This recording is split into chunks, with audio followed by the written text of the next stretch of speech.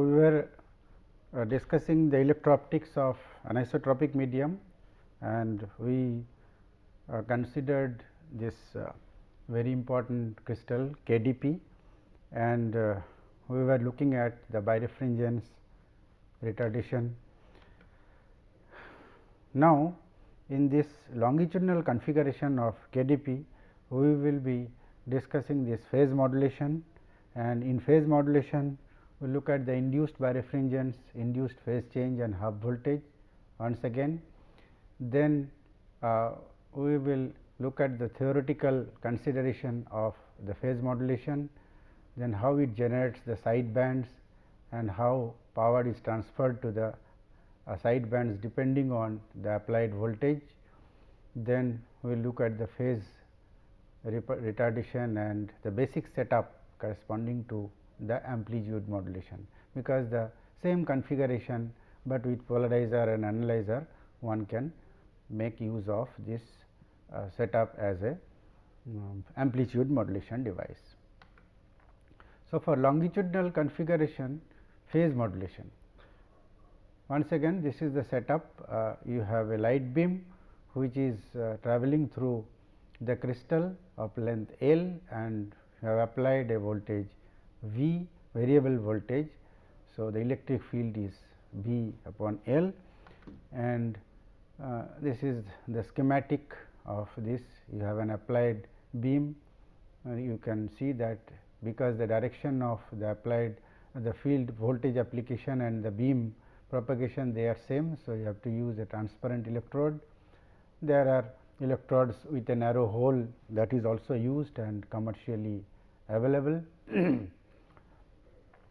So, induced birefringence, in this case we have seen that this new principal refractive index for x, that is n x prime, is equal to this, and the same for n y prime is equal to this, z prime remains the same, that is extraordinary refractive index value of the crystal. Therefore, the birefringence between this x prime and y prime in presence of the external electric field which is applied along the longitudinal direction, that is E z. So, that is equal to delta n x prime y prime is equal to this sum of this quantity and this quantity. So, this is your induced birefringence, and induced phase change will be this multiplied by your k 0, that is twice pi by lambda, which will be effectively L L cancels. So, k 0 n 0 cube r 63 into V. So, you can see that induced phase change is proportional to the applied voltage. We will recall that if we restrict our polarization to one of these x prime or y prime direction by placing the polarizer making an angle of 45 degree with the old coordinate axis, that is normal natural coordinate axis of the crystal, then it will excite either x axis, x prime axis, or we can orient along y prime axis. Let us suppose if we excite only x prime axis, then with voltage only this much of the change in the refractive index in addition to n 0 will be modulated by this external voltage, and the light that will be emerging out of the crystal will be phase modulated by this quantity, whereas for y polarized, y prime polarized light, this quantity will be the modulation in the phase. This will correspond to, this will give rise to the modulation in the phase, and we will see this. Here we have calculated the birefringence between this x prime and y prime as if the polarization is along 45 degree with x prime and y prime. So, in that case, this with this induced birefringence delta phi, again we find that delta phi, the change in the phase is proportional to V. Again this gives you a variable retardation, and modulator half voltage is this. We just have to, which is the same, we just have to use the value of the R63 coefficient to get the half voltage of the crystal. It does not involve any length or any width of the crystal. It is simply proportional to the wavelength and inversely proportional to the electro-optic coefficient.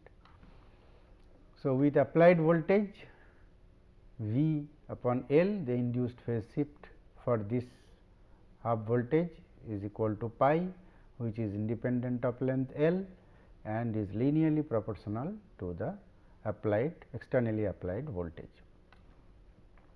Now, for phase modulation, we have seen that this delta phi will be equal to this, and V pi modulator half voltage will be this, and this is the configuration that you have to excite the polarization, input polarization, which will be coinciding with either x axis or y axis, and light will be travelling along z axis.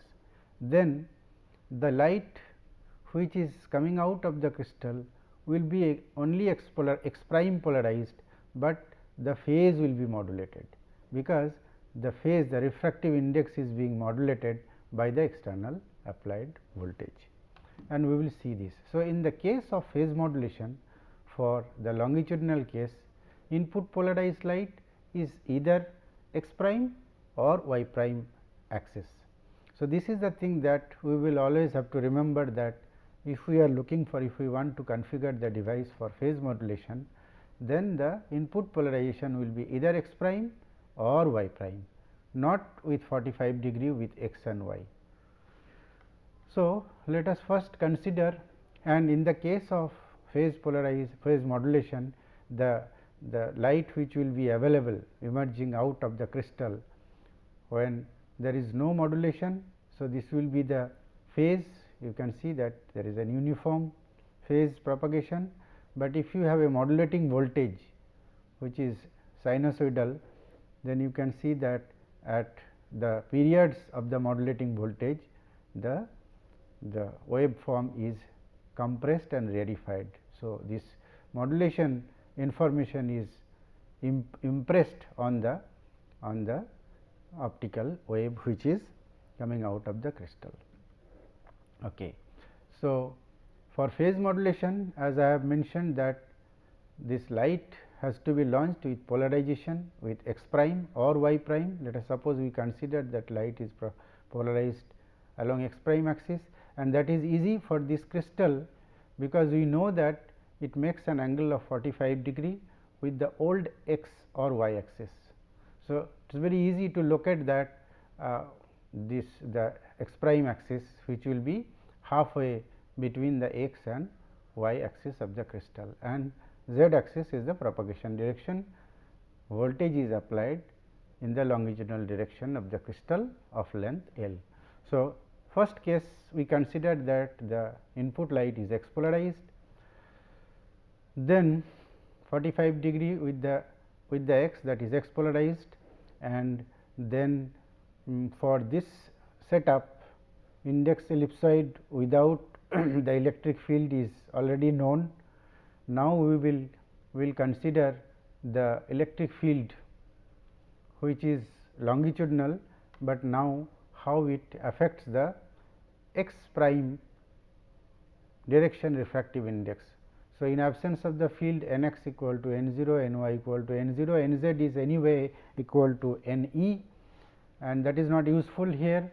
In presence of the electric field, input light is polarized at 45 degree with x, that is along x prime direction, that is the new principal refractive index direction. So, it is the crystal will see only a light which is polarized along x prime, and there is no other component. So, as a result, this refractive index that is experienced by the light of x prime polarization will see this quantity as because of the presence of the electric field. So, this is the quantity which will be in excess of the n 0, that is the natural refractive index, and as E z changes, this quantity will be modulated. So, for this configuration, phase of the light can be altered by an electric field across the crystal if I apply a modulating voltage, which is V 0 sinusoidal voltage of omega m, m stands for modulating frequency. So, with this frequency, if I modulate the external voltage which is applied along the length of the crystal, then the phase of the light which is travelling through the crystal will be modulated. So, in that case, E x dash at z equal to L, that is at this point, will be modified at z equal to 0, at z equal to 0 E x dash and then cosine omega t. So, this is the new refractive index multiplied by L into k 0 will be the additional phase because of the presence of the voltage. Otherwise, it would have been k 0 and n 0 only into L, of course, and so this one can write in this form, that k 0 n 0, because n x dash is anyway known to us. So, we can write in this form. Then from here, if you open the bracket k 0 n 0 L, this quantity is fixed, and this is the natural phase because of the propagation of the light through a length L, but this one is the phase which is because of the electric field E z for over and for propagation of length L.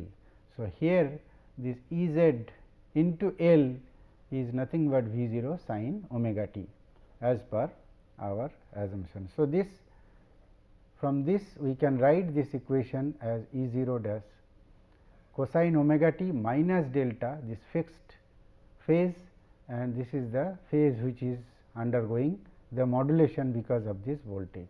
So, you can write this equation in this form, and therefore, because this quantity is anyway constant, V 0 is the peak voltage, this is constant, wavelength of operation is constant. So, in place of this we can write a new constant p, then this equation becomes omega t minus delta plus p sin omega t. This p is the phase modulation index, which is again well known. This is the quantity, the peak value of the modulation, the sinusoidal variation of the output light with a peak value of p. So, that will be the modulation index, right. Now, use the following identities, that is for because you have p sin omega t, we can write this cosine of p sin omega t.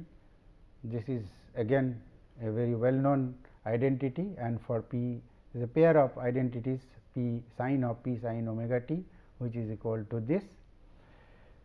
Then we will also use these trigonometric identities, that is twice cosine A cosine theta can be written as the sum and difference of A and theta. Similarly, B and theta can be expressed as the sum and difference of B and theta. Therefore, this equation can now be written in this form, that is x at z equal to L will be E 0 x, and then p cosine omega t can be expressed as the superposition of these various order Bessel's functions. If we collect the Bessel functions n 1, j 1 together, j 2 together, and so on, we can write this in this form. The phase modulated wave then contains wave at frequency omega with amplitude j 0 p. Look at this, after doing this algebra, we can see that it contains the modulated output wave at z equal to 0. It contains a wave whose amplitude is Bessel j 0 of p with fundamental frequency omega, but it also contains j 1 omega plus omega 1. the modulated frequency, modulating frequency has got into this fundamental frequency, the original frequency, and here. So, this is the sum of the frequency of the light plus the modulating frequency. This is the difference they are associated with J 1.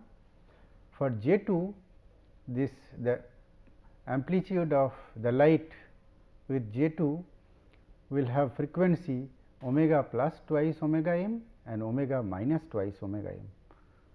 So, we can find that in addition to this original frequency, there are side bands at equal intervals omega plus omega m, omega minus omega m, omega plus twice omega m, omega minus twice omega m, and so on.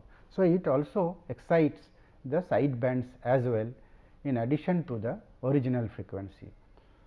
So, that is what is there, that the output light contains various side bands at frequencies omega plus minus omega m, and so on and so forth, with amplitude J 1 p, J 2 p, J 3 p, etc. And also that p, because the value of p is known by knowing this k 0 twice pi by lambda for a given wavelength, n 0 the ordinary refractive index, that is also known. Then this coefficient, electro-optic coefficient, is also known, and assuming a certain value of the peak voltage that is applied across the crystal, this p, if it coincides with this value 2.4048, this number is very important and very useful, particularly in fiber optics where Bessel functions are there. So, this will give you the 0 of the Bessel function, J 0. So, at this value p equal to 2.4048, J 0 will become equal to 0, and in that case there is no power in the J 0, but the complete power transfer will take place from this J 0 to the side bands, that is J 1, J 2, J 3, etc. So, all the power will be transferred to the side bands, but there is no power in the J 0, that is original frequency. Okay. Now, let us suppose that if we assume the polarization of the input light is now along new y prime axis, that is, it is again 45 degree with the old, that is the natural principal axis x and y, but with a 45 degree with 90 degree at 90 degree with the x axis. So, this x y prime polarization, if we launch light, then the output light is again phase modulated. It will happen the same way as it had happened in the case of x prime polarization light, and then we can write this equation once again. We can just repeat for y prime, and that will lead to this fixed value of the phase, which is due to the original the refractive index, ordinary refractive index length, and in the same way we can express this. Therefore, for input polarized input light with polarization x prime, you have this output E x 0 at the input and then cosine of this quantity. But if the input polarization is y polarized, y dash polarized, then the output polarization, output wave form will have this expression, this form. Now, we have separately calculated the input polarization for x prime and also for y prime. Now, we will consider that if it is halfway through, that if the input polarization is along x or y, that is the old principal axis, that is 45 degree with x prime or y prime axis, in that case the birefringence between this x prime and y prime will now be calculated. So, in that case you will have this birefringence delta phi, which will be just the sum of these two quantities, This one is due to the y prime polarized light, and this is for the x prime polarized light. Right. So, we calculate the birefringence in this case, and between x dash and y dash the retardation will be equal to this, which is again the proportional to the externally applied voltage V, and if there is no applied voltage, there is no retardation. So, V equal to 0, that means delta phi equal to 0, which is very obvious, and this configuration, that is the basis of the amplitude modulation. As I have mentioned that if you launch light only with x prime or y prime, then the output light will be phase modulated. But if you launch light with input polarization which is 45 degree with x prime and y prime, that is if the input polarization is with any of the old x or y axis along x or y axis, in that case, and if you place an analyzer at the output which is cross with the input, then the system will give you amplitude modulation. So, in the longitudinal configuration case, the amplitude modulation requires that light will now be polarized along x or y, which are the old coordinate systems, that is the principal axis system of the crystal without any external field. So, in that case, we have light which is polarized with this thick blue dashed line, and you have an analyzer, a polarizer which is along this direction, and the light travels through this, and you have a crossed analyzer, a polarizer which is working as an analyzer. In that case, the output light will be amplitude modulated, and you will have a half wave plate voltage that is required for this is equal to V pi, which is lambda by twice n 0 cube r. So, this should be 6 3, not 4 1, this should be r 6 3. So, this phase retardation between x and y prime will be equal to this. Assume this typical values of this KDP crystal, which we have used earlier also, that is r 6 3 equal to this, n 0 equal to this, and length of the crystal, which anyway does not come as far as the voltage is concerned. So, the and V equal to this 10 kilovolt lambda 500 nanometer. Then the half voltage for lambda equal to 5, but here we have used lambda equal to 6. So, for 6.6 micrometer lambda, this V pi will be equal to 6.3 kilovolt, and that we have seen also earlier. So, we discussed the longitudinal configuration of KDP in terms of its phase modulation, and we have seen that for phase modulation it requires the input polarization to be along the new principal refractive indices, one of the new principal refractive indices direction. Then we calculated the induced birefringence, induced phase change and half voltage. Then in this configuration we also evaluated theoretically the phase modulation index, side bands, and how the power is transferred to the south bands for a given value of the modulation index P, which is equal to 2.4048, that is the Bessel J 0 0.